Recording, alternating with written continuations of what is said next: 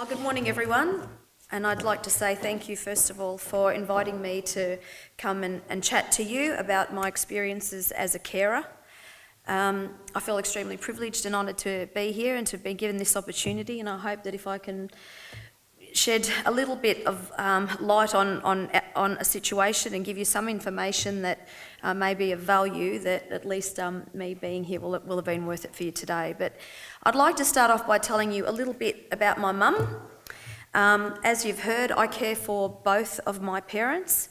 My mother was diagnosed at age 72 with the progressive bulbar palsy form of MND, and the way that commenced was simply one morning on my way to work. It was my usual routine to ring my mum, and I rang her, and all of a sudden her speech was different. And I said, "Mum, why are you speaking like that?" And she said to me, "Oh, well, what are you talking about? There's nothing wrong with me."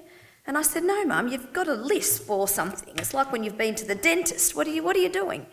So I went to see her, and unbeknownst to her, well, she hadn't really noticed, that when she was speaking to me, a part of her mouth was not opening as it normally did. And that, of course, led us to start investigating her condition. And we went to see a professor and who looked at her and had done, of course, my own research and was starting to worry a little bit about what the result might be, what the diagnosis would be. And the professor did say to us that if there's any problem, straight to emergency. Well, 2 days after seeing him, Mum choked on her tablets, and we ended up at Cabrini Emergency Hospital, and that's when we eventually had tests run, nerve conduction tests, which many of you would be familiar with, and we got the diagnosis. So that was a bit of a shock for the whole family, as I think it is for anyone who gets that diagnosis. But my mum is, who's now 76, she's a feisty little pocket rocket Italian Sicilian who doesn't give up on anything. And she was determined that, yep, she got this diagnosis and okay, yep, wasn't great, but no, it's not going to stop me making pizza and getting out in the garden and doing all the things that I do and I love to do. And till this day, as I say, she now lives with me and my father lives with me. She will still, when she feels up to it, get in the kitchen and tell me how to cook. And, get outside and enjoy the bit of sunshine or potter in the garden. She will do what she can when she can. My mum had been my dad's primary carer as well. My father, like many, migrants, they came out in the 60s. They worked so hard in low-paying factory jobs, and they did it obviously to provide me and my brother with the best education that they possibly could. And my father worked for 40 years in an aluminium foundry, and for as long as I can remember, up until the day he retired, he was working 12 hours a day, 6 days a week. And that was our life. We didn't have a great deal growing up, but there was always beautiful Italian food on the table and a house full of family and friends and wonderful memories. So when Dad retired at 65, he started to get sick. He got diabetes, he had a stroke, we had heart attack, but they make him good, these Sicilians, because he's still going. And then he had a complication with a hip replacement that resulted in him unfortunately getting negative coagulous staph, which is an antibiotic-resistant staph, which he still has in his system. And the medication that's used to treat that is really destructive. And, we had this strong, another little pocket rocket, he's only tiny like me, but strong as, the muscles on my dad that I remember, growing up. He was just an absolute workhorse, and he's dwindled down to a 55 kilo frame, very weak, very frail man. And of late, we've had cancer diagnosis and other things, and My mum cared for him right up until July of this year, when she physically couldn't look after herself and him anymore.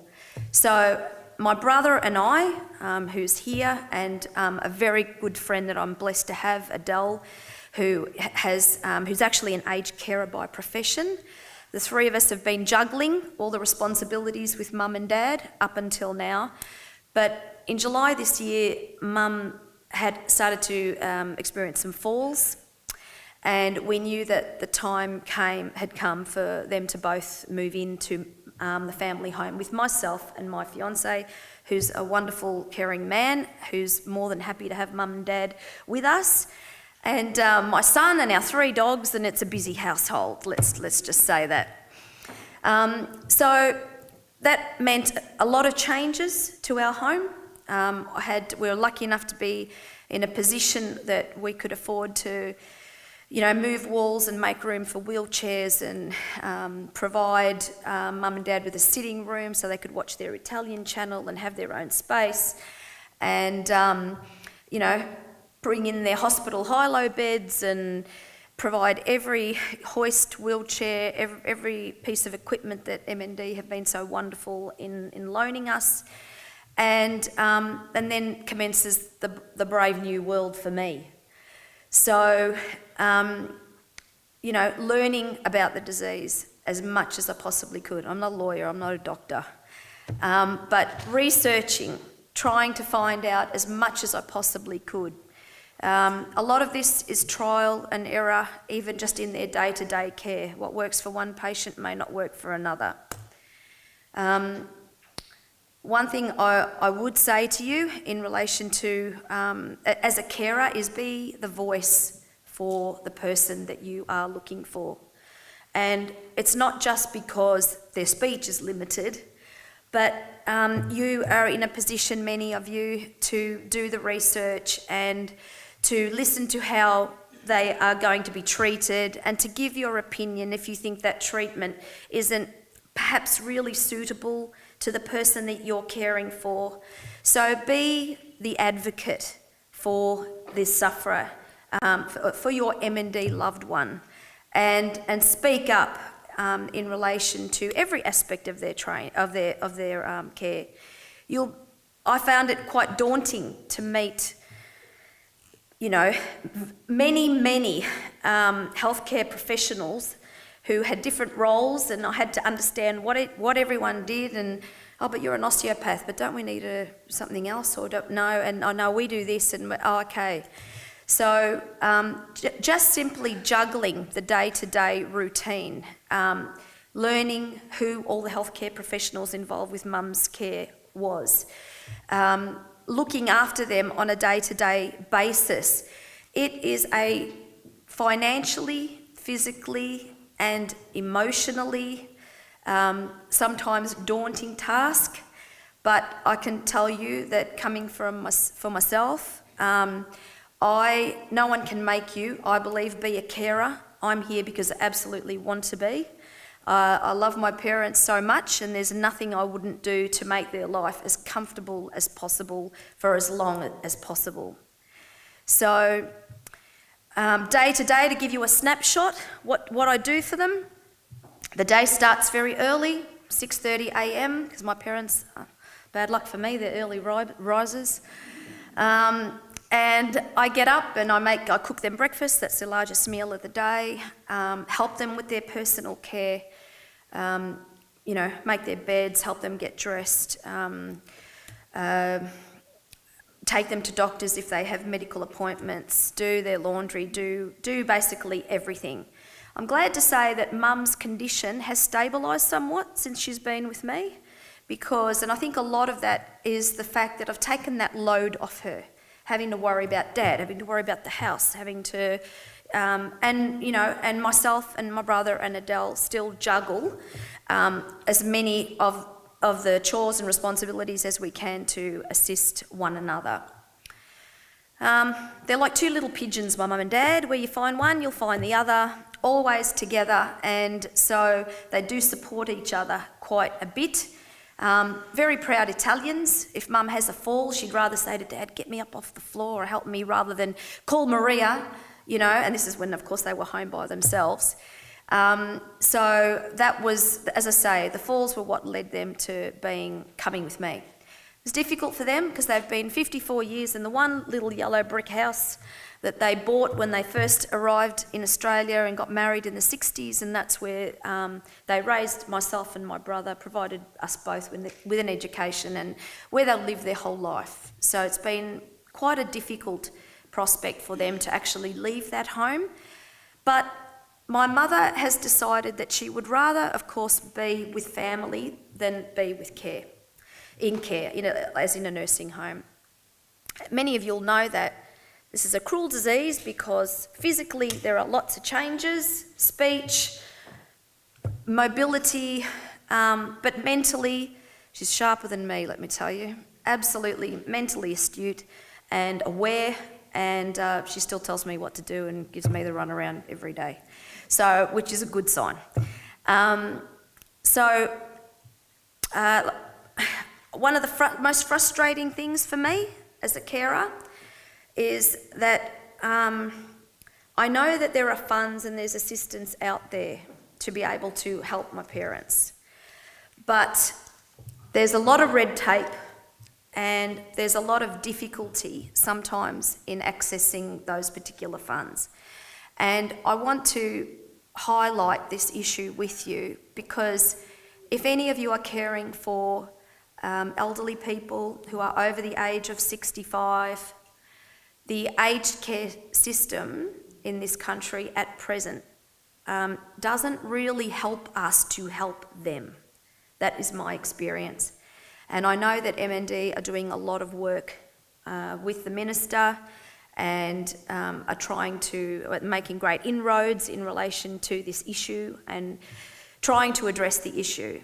But let me give you an example. So if you're under 65 and you have a disability, you come under NDIS, National Disability Insurance Scheme, that we've heard a lot about. I have a very close friend whose husband suffers from demyelinating peripheral neuropathy, which basically is a condition which he contracted, we think, due to heavy metal exposure working in the workplace. And he applied under NDIS. He was 61 when he applied, and he receives about $95,000 a year in funding towards his care, and that doesn't include 20 grand for a beautiful electric wheelchair and another 12 or so thousand that was spent on a scooter, and various other funds. That $95,000 is made up in all different amounts, which is designed to keep him active in the community. And I think there's $2,000 is even for transport to get him to doctor's appointments. What really sort of highlighted the issue for me was the fact that there's $79,000 of his $95,000 package is allocated to care. Now, this is very different if you're an elderly person. If you're over the age of 65, you don't come under NDIS, and you have a disability and you come under the My Aged Care system. And then you're assessed, and Mum's gone through the assessment, and you're assessed according to your level of needs, and my mum's now been assessed for a level 4 package, which is the highest needs care. I have made many phone calls to the My Aged Care department, had numerous discussions, spoken to managers, asked to speak to team leaders and blah, blah, blah, and I get the same answer.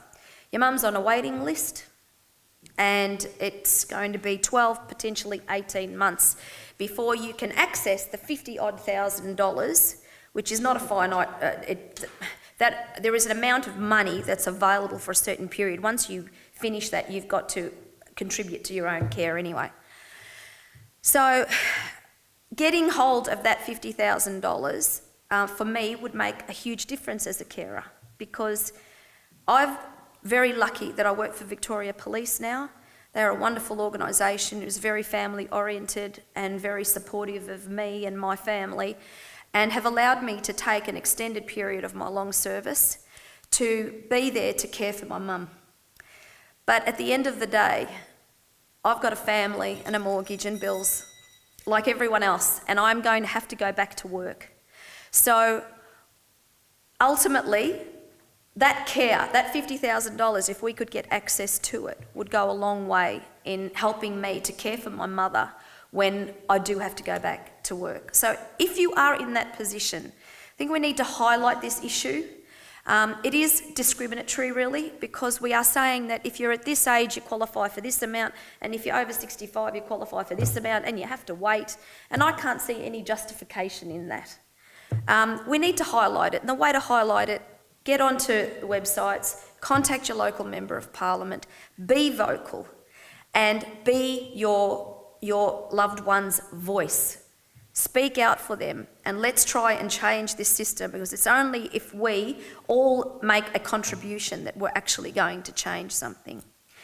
The bell's gone off, and I know I look like a leopard, but anyway, I just want to say a few things to you as a carer, all right? And this is to the carers in the room. Raise your hands. Where are you? Carers? All right, you're all doing a fantastic job, let me tell you. I understand. What I want to say is a few quick, simple points. Look after yourself. Look after yourself. Eat well. Sleep well. Take time out for yourself.